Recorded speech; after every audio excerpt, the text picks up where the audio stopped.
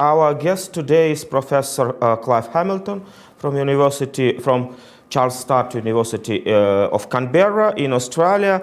Professor Hamilton is professor of ethics. He wrote many books about ethics and maybe the end of Anthropocene or something like this. We will discuss it also. And now, as far as I know, your new book would be dedicated about China-Australia relations. So could you explain a bit more about it? Yes, I've just written a book, still in the last stages of publication, on the impact of China in Australia. And it focuses particularly on the influence of the Chinese party state in Australia and its influence over the major institutions in Australia, over politics, over universities, over the media, over the very large Chinese diaspora in Australia. Some 1.2 million people of Chinese heritage live in Australia, a very big population. And it paints a portrait where, using a huge array of evidence, which raises quite a lot of concern about the way in which the People's Republic of China is behind the scenes attempting to manipulate Australian institutions in a way that more suits China's economic and strategic agenda. And so, is it so serious? Because when I saw that you raised this question during our formal meeting today to the Chinese parliamentary representative, and she was quite reluctant to answer.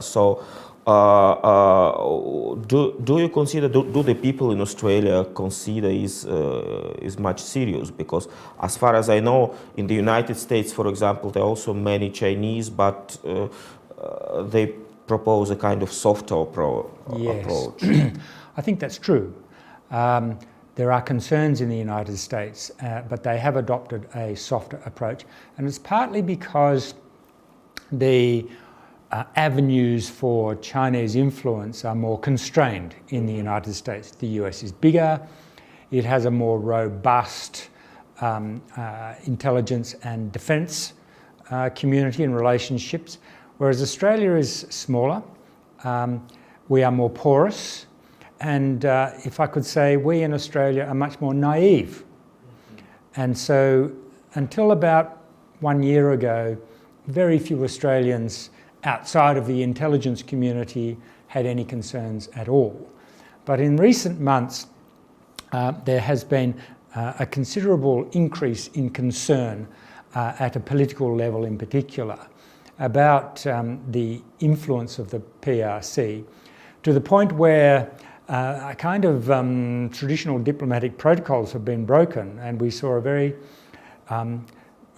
really quite dramatic intervention by the Secretary of our Department of Foreign Affairs, Frances Adamson, about 3 weeks ago, where she made a speech to a Confucius Institute in Australia, in which she said that Australia is worried that Beijing is manipulating Chinese students at Australian universities, and there are very large numbers, some 130,000 on a per capita basis. There are 5 times more Chinese students on Australian campuses than in the United States.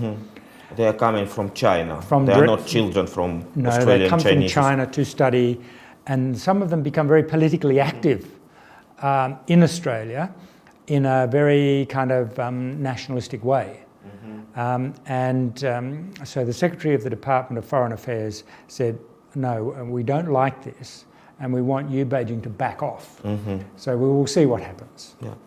Thank you. And now let's pass to your broader topics, because you know you are the newcomer for the Valdai Club, and previously our meetings were all focused on geopolitics, maybe geoeconomics, big powers, all this Game of Thrones, by the way. And now we decided to enlarge a bit the topic of our discussion and to discuss about values, about societies, about environment. And so in this framework, your key topic of let's say, development of ethical purposes of man, of the humanity, are very important for us. So I understand quite well that it's very difficult in a couple of minutes to describe your theoretical approach to this, but let's try to do the best. Let's try. Well, something very, very dramatic has happened in the world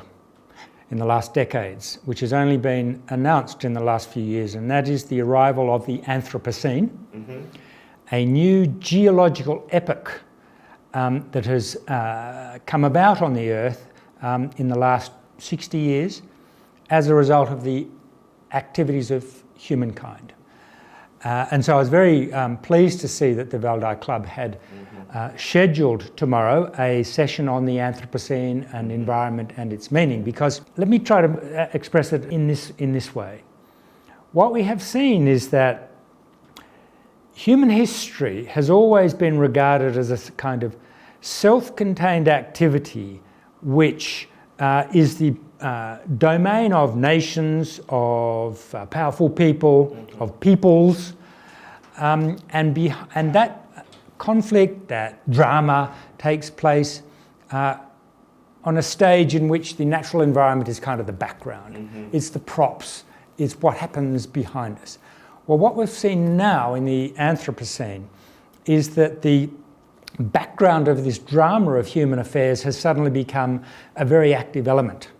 One way of expressing this is that something unimaginable has happened, and that is human history, which has always been the history of human affairs, has converged and come into conflict with geological history. Human beings have become so as powerful. a new layer, let's say, in the geological strata. Well, because humans are now influencing the geological history of the Earth, and think that, you know, the Earth has existed for 4.5 billion years, and there have been dozens and dozens of epochs and eras and periods that geologists have identified. And these epochs and eras have developed as a result of the blind forces of nature. And now in the last 60 years, the geoscientists are telling us that a new epoch has arrived, the Anthropocene, which is not the product of the blind forces of nature, but the result of the activities of a conscious, willing force, us. This is a very, very profound event, one I think which is as great as the arrival of the Enlightenment, or even of civilization itself. And maybe in Russia, we have a rather deep tradition of more or less, let's say, similar environmental thinking, as taking a man as a part of nature. And there is also a philosophical movement from the end of 19th century in Russia named Russian Cosmism, putting a man as a part of outer space of cosmos. So, but it's all, at least for us in our philosophic tradition, is all, let's say, pantheistic. Yes. That we see God behind nature, that we see God, something of divine nature behind the environment, and surely it will not work now in 21st century. So how can we combine this Anthropocene, this new environmental reality, with a secular approach, without pantheistic mystics? Yes. Well, I think this is the great intellectual challenge of the next decades. And it's not just an intellectual challenge for secular thinkers. In Australia, we've had a very fascinating full-day seminar with theologians, who a small minority admittedly, but some theologians who have said this Anthropocene thing means we have to completely rethink God. Theology, the theology that we possess belongs to the previous geological epoch, the Holocene. And now in this new Anthropocene epoch, we have to rethink God and its place. Because what we've seen now is that we have to rethink humans. And that's why we need to rethink God. And humans, what the geoscientists are telling us are two very powerful things. One is that human beings have never been more powerful. We are so powerful that we can change the geological future of the Earth for tens of thousands of years. But they're also telling us that the Earth itself has been woken from its slumber, its quiescence, which allowed civilization to emerge. And we now live on an angry Earth, a vengeful Earth, a defiant Earth. As a god? Well, it has been characterized as a god, as Gaia.